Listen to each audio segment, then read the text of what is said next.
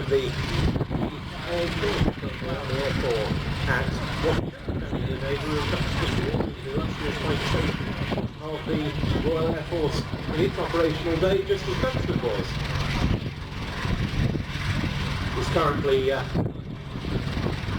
moving up at the eastern end of the flight line. Taking off straight across the airfield to go and hold out to the south. Apache's regular sites in the air here on the 676, at least 300 meters.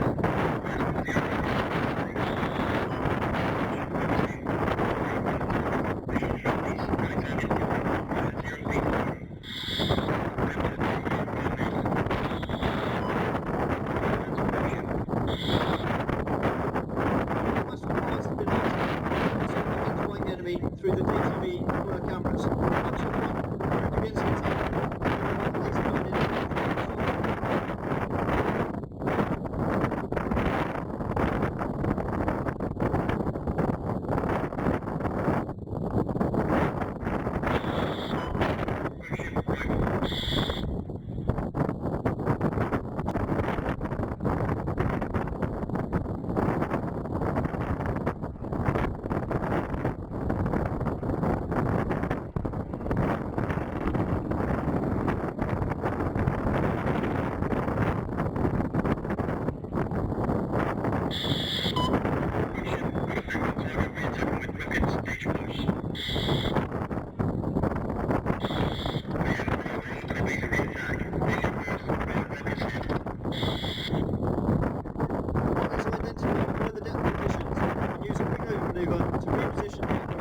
To bring the 70mm rockets to bear.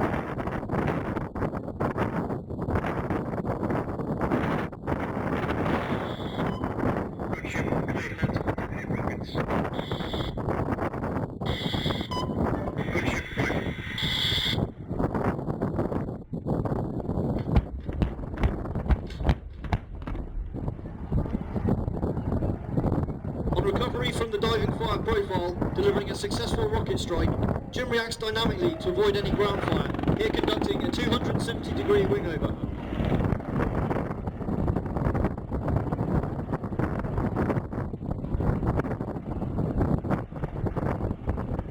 With a further enemy vehicle sighted, the pilot once again will use a 180-degree return to target wingover to rapidly reset that towards the height. The front seat gunner has elected for a further hellfire strike, followed up with the Apache's potent cannon, firing 30mm high explosive rounds.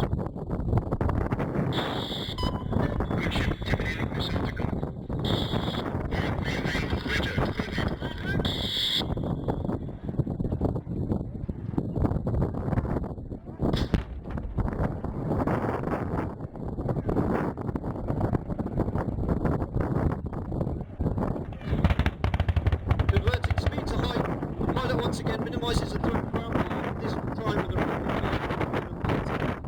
This makes tracking and predicting the aircraft's flight difficult for an enemy attempting to engage. It sees the aircraft from pitched 90 degrees nose up to 90 degrees nose down at the highest point of maneuver.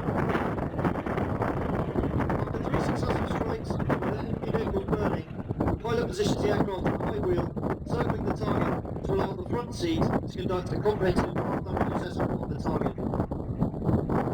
Staff Sergeant Bowman, cameras, Jim spots a remaining enemy soldier with a surface-to-air missile preparing to engage the aircraft. Using the targeting symbology projected into his right eye through his helmet's monocle, Jim slaves the 30mm cannon to his line of sight and can quickly engage the threat, decisively making contact. Target pilot on the south, stay with back and firing.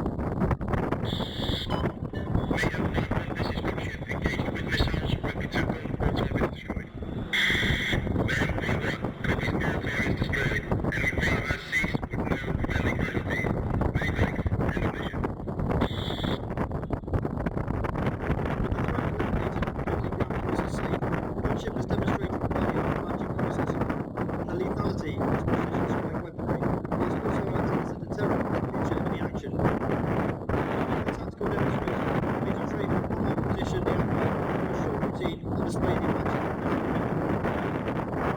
Establishing at a high level of 800 feet, Jim will initiate the cycling stick and pitch the aircraft at 90 degrees nose down, balancing with pedal before performing a banking twist to recover at 200 feet.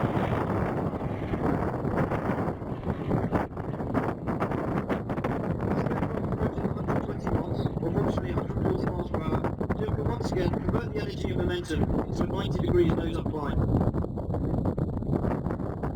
As the aircraft reaches zero airspeed, he can use the Apache's powerful tail rotor to rotate the aircraft, pivoting. Missiles can engage targets out to ranges of 8 kilometers, while the powerful M230 30mm cannon mounted underneath the fuselage could fire high explosive rounds out to beyond 4 kilometers with a cyclic rate of 625 rounds per minute.